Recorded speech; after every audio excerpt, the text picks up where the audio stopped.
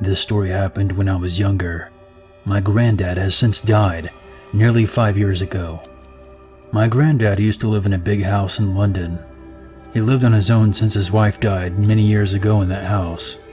To fully understand this story, we have to go back to the beginning. My mom was adopted as a baby because her real mother couldn't look after her. She was adopted by a loving man named Colin, who we classed as our real granddad because he was our rock in life, and a woman named Pearl. These people were my mom's adoptive parents. They also adopted a boy a few years older than my mom, who was named Peter. My grandma was never very fond of my mom. She would never hold her or show her affection. Although she loved Peter and would do everything for him, Peter would always pick on my mom and get her into trouble for things that she didn't do. My grandma would punish my mom for these things. When my mom turned 11, Peter, who is now 16, started to sexually abuse her. Although my grandparents didn't know this, my mom held it against my grandma for not stopping this from happening. My grandma was very cruel and cold towards my mom, and even abusive. She cut all my mom's hair off when she turned 14, so short it didn't even pass her ears. At 16, one day my mom heard a huge thump on the stairs. She rushed over to see what it was, to discover my grandma at the bottom of the stairs with a broken neck, dead. My mom never knew how to feel about this. Of course it was upsetting, but that woman was very cruel and abusive towards my mother without my granddad even knowing. I cannot stress enough that my granddad was a great father and was very loving and has done a lot for my family, and none of this should be blamed on him. Now back to my part of the story. Me and my mom would often go and stay with Granddad in his house in London. Although we couldn't stay very often because he lived 3 hours away, I would always dread going to sleep at night at his house. Every night I would sleep there in the spare room, which used to be my mother's room. I would always be awoken in the middle of the night by 3 strong blows very close to my face, like someone blowing in my face with all their strength, yet no one would ever be there. This used to creep me the fuck out, hence why I would dread sleeping in that room. I was a very shy child, so I never told anyone when this happened.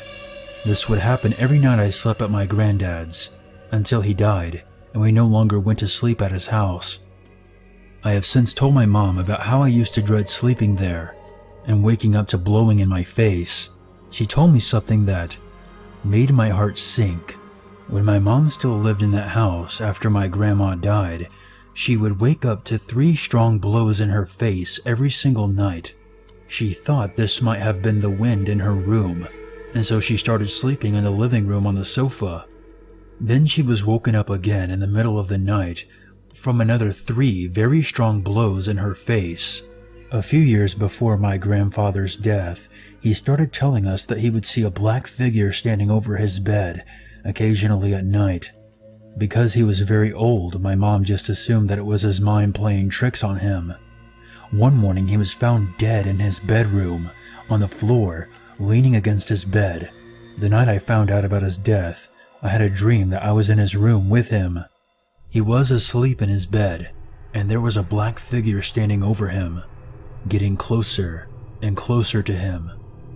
We never did find out how he died.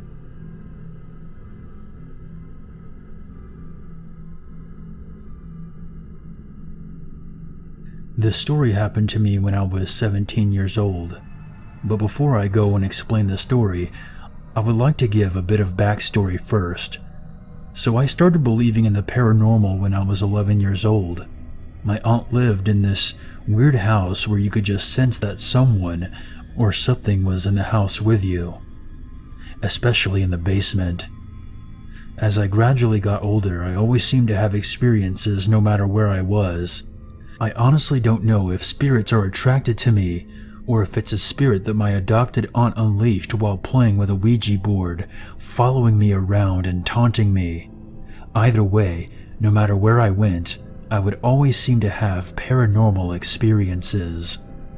A few years after my parents separated, we moved to a suburban town in Ottawa.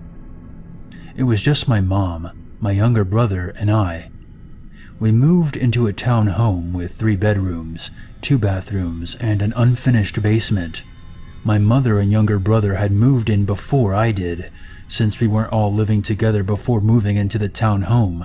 She painted the living room walls brown, and the lights in the main bathroom upstairs gave off this orangey color. My brother had the room at the end of the hallway, which was pretty small, and I had the room right beside the bathroom, and my mother had the room beside my brother's. My room in particular was the creepiest when I first moved in. I would walk in the room and it just felt heavy and not so welcoming. I had a couple of experiences before, like my door slowly closing on its own, and my brother and his friends and I getting partially possessed by something. But those are different stories for another time. It was late at night and I was sleeping in my room. My brother was also sleeping in his room. My mother was the only one up watching TV downstairs with our 9-year-old purebred husky named Dakota. I got woken up by the presence of a dog and a light growling noise coming from the area where I could feel the presence. Thinking it was our dog Dakota, I waved my hand in the air and said, "Not now, Dakota." I could still hear the light growling, so in an annoyed voice, I lifted my head and looked towards the area I felt the presence in, and yelled, "Dakota, not now," only to find he wasn't there. I looked to my door and saw that it was closed. In confusion, I thought nothing of it other than I was just hallucinating, and fell back asleep. Minutes later, I got awoken again by the same growling noise, but a bit louder this time.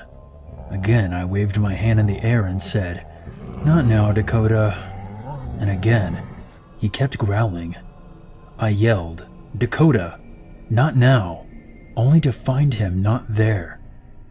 I looked at my door in confusion. Again, I didn't think anything of it other than me just hallucinating. And again, I fell back asleep. Then I woke up again by this loud bark that filled the room. I sat straight up in my bed. I looked around in confusion, not knowing where the hell it came from, feeling kinda creeped out and scared.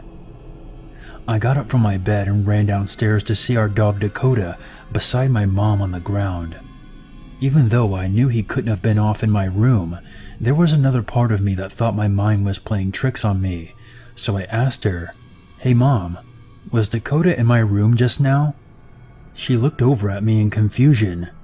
"No, he was down here the whole time." I felt really creeped out and confused. I didn't really want to go back up to my room at this point, but I went back to my bed, and it didn't take long for me to fall asleep, because after I heard the loud bark that filled the room, it felt like the weight that was holding the room down was lifted, and it felt lighter. A few years later, while hanging in the same room the incident happened in, I told my younger cousin that lived in that weird house before I did about the creepy and strange night.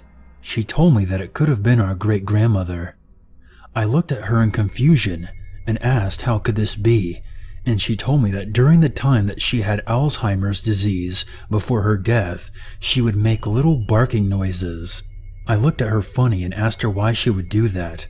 She told me that she didn't know, that it was just something that she would do.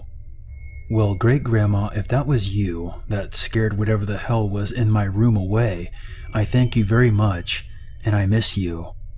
If it wasn't, well, I'm glad I got the fuck out of there, because I don't know how long I would have been able to handle a haunted townhome.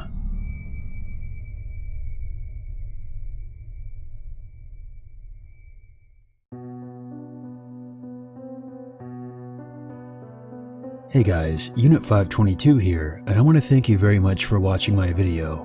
I would appreciate it very much if you would share, like, and comment. And if you're new to this channel, become one with the Unity by hitting the subscribe button.